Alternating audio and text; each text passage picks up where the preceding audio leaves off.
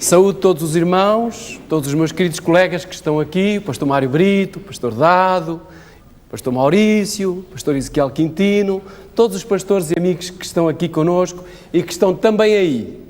Que a bênção do Senhor se faça sentir no vosso meio. Gostaria de iniciar o tema desta manhã com uma experiência real, verdadeira, passada com um senhor chamado Martin Judmeyer. Ele tomava o seu pequeno almoço quando o telefone tocou. Levanta-se, pega o auscultador e diz: "Bom dia!" Do outro lado, responderam-lhe da mesma maneira. E acrescentou que se ele não tinha lido os jornais da manhã. Ele disse: "Não, ainda não li." Porquê? E o amigo anuncia-lhe, com um certo recato, que provavelmente o seu filho Gerde estava morto. Talvez, diz o amigo, porque ele encontra-se a 5.000 metros de altitude e é difícil de encontrar alguém para o ir buscar.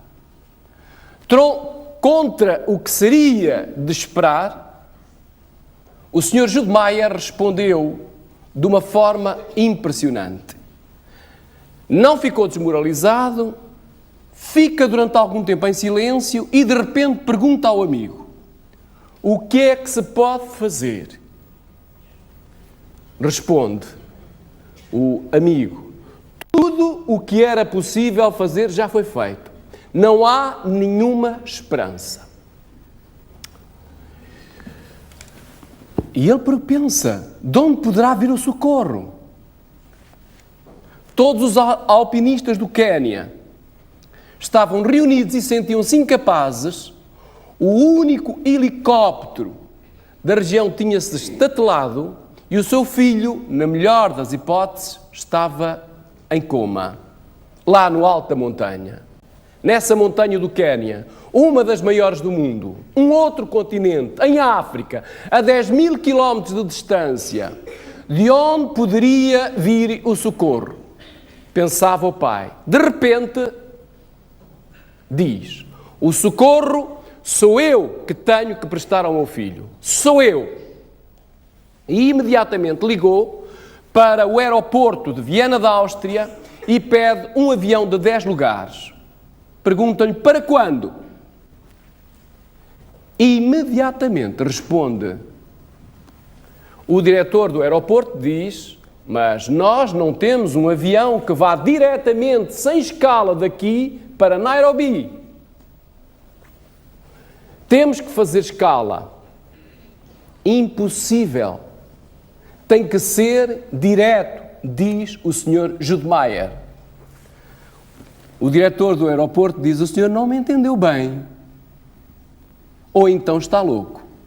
Só um 707 pode realizar tal voo. E para isso só o aeroporto de Zurique, na Suíça, e custar-lhe-á uma fortuna." O Sr. Judmeyer, sem rodeios, disse-lhe quem era e o número de conta bancária que pagaria todas as despesas, por forma que o aeroporto contactasse o banco. Foram contactados os melhores alpinistas de Innsbruck, na Áustria. Tudo foi organizado e o avião vindo de Zurique partiria de Viena com os melhores alpinistas e o melhor material. Partiriam para Nairobi. Tudo foi organizado nesta cidade para que uma caravana de jipes com equipa de médicos e enfermeiros estivessem prontos a partir para o lugar onde estava o filho do Sr. Judmeyer.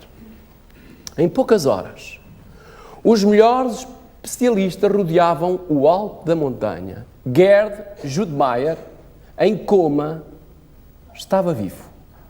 Foi levado para o hospital de Nairobi. Este jovem foi salvo graças à rápida e enérgica decisão do seu pai. Esta história fala-nos de um homem que não vê obstáculos para salvar o seu filho da morte. O Sr. Judmeyer não recuou diante de nenhum sacrifício humano ou económico, porque o seu filho tinha mais valor do que qualquer outra coisa neste mundo.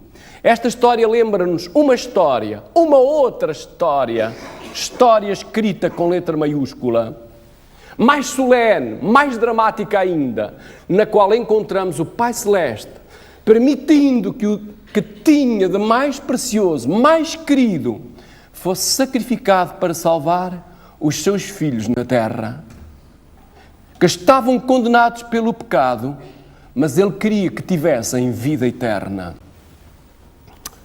E diz assim o texto sagrado, em São João capítulo 19, versículo 30, e quando Jesus tomou o vinagre, disse, está consumado. E inclinando a cabeça, entregou o Espírito. Esta é uma palavra importante, está consumado. Esta é conhecida como a sexta frase que Jesus diz na cruz do Calvário. Encontram-se as outras frases. E nós poderíamos ler, a primeira é, Pai, perdoa-lhes. Perdoa-lhes porque não sabem o que fazem. A segunda, hoje te digo, estarás comigo no paraíso. Falámos dela durante a semana. A terceira, mulher, eis aí o teu filho. Diz ele a Maria que João seria agora o seu filho, que tomaria conta dela. A quarta, meu Deus, por que me abandonaste? E a quinta, tenho sede. Jesus sentia sede. A sexta, tudo está consumado. É a nossa frase. E a sétima diz, Pai, nas tuas mãos deponho o meu espírito. Com a idade de 33 anos, a maior parte dos jovens diz, começo a realizar o sonho da minha vida. Ter uma família, ter um emprego estável, ter uma casa, ter um carro. Já não era sem tempo, pensa este jovem. Jesus de Nazaré, com a idade de 33 anos e meio, tinha chegado ao apogeu da sua vida na terra. O culminar de um plano com milénios de preparação. Tudo estava feito. Tudo estava consumado. A língua grega na qual João escreveu o seu Evangelho apresenta a palavra tetelestai, que significa terminou. Tudo está cumprido para sempre. Está consumado. Há uma tendência a considerar a língua grega como uma língua sagrada ou de eruditos. A verdade, porém, é que os autores sagrados do Novo Testamento a usaram como uma língua comum, porque era a língua corrente naquela época. Era uma língua que humildes e sábios compreendiam e falavam.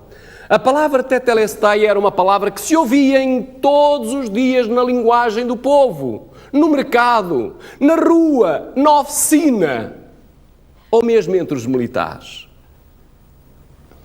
O servidor, na verdade, por exemplo, os escravos do primeiro século da nossa era, quando terminavam uma obra comissionada pelo Senhor, voltavam e diziam a palavra tetelestai.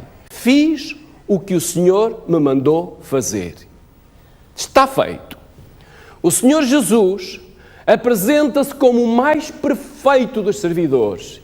É assim que São Paulo o descreve, o apresenta em Filipenses, no capítulo 2, no versículo 5 até ao versículo 8, dizendo: tende em vós aquele sentimento que houve também em Cristo Jesus, o qual, subsistindo em forma de Deus, não considerou o ser igual a Deus coisa a que se devia aferrar, mas esvaziou-se a si mesmo, tomando a forma de servo, tornando-se semelhante aos homens e achado na forma de homem, humilhou-se a si mesmo, tornando-se obediente até à morte e morte de cruz.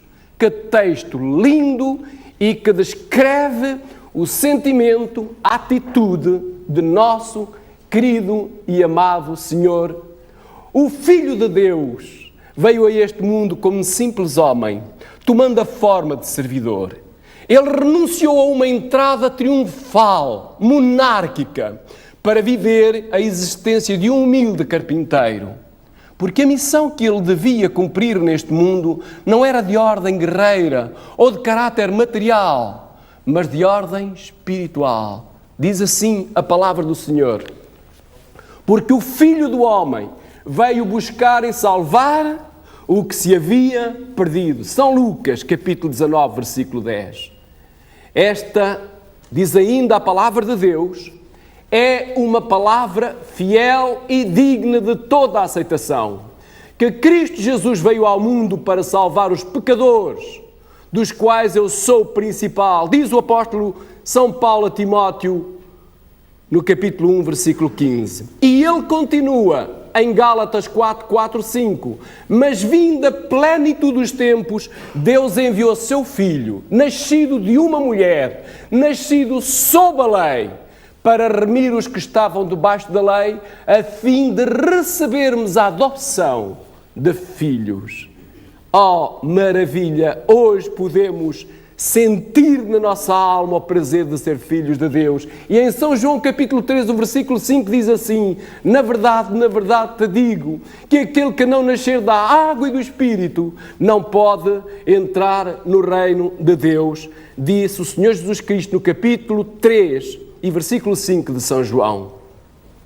Todos estes objetivos que acabamos de ler só podiam ser atingidos por um único meio: a cruz. O trabalho mais importante que Jesus realizou não foi o seu trabalho como carpinteiro. Certamente foi um trabalho de artista. Eu posso imaginar as obras maravilhosas que saíram das mãos de Jesus. Também não foi o seu ministério itinerante pelas terras da Palestina a anunciar o reino de Deus, curando os doentes, ressuscitando os mortos, fazendo inúmeros milagres. Por mais gloriosa e extraordinária que tenha sido esta missão, a mais importante e sublime obra da sua vida foi a obra da cruz. A cruz. A nossa salvação, o resgate da nossa alma através da expiação. Do mesmo modo, a nossa missão primeira, a mais importante sobre esta terra, não deveria ser a nossa, entre aspas, carpintaria, mas a promoção do reino de Deus, a salvação das almas. Esta deveria de ser a primeira prioridade de um filho de Deus que foi lavado, limpo, purificado e salvo pelo sangue de Jesus Cristo. Leiam comigo esta passagem do Serviço Cristão, página 252. Os discípulos não pediram a bênção para si mesmos, achavam-se oprimidos ante o sentimento da responsabilidade pelas almas. O Evangelho devia ser levado aos confins da terra e eles reclamaram a concessão do poder que Cristo prometera. Foi então que o Espírito Santo foi derramado, sendo convertidos milhares num só dia. Num só dia.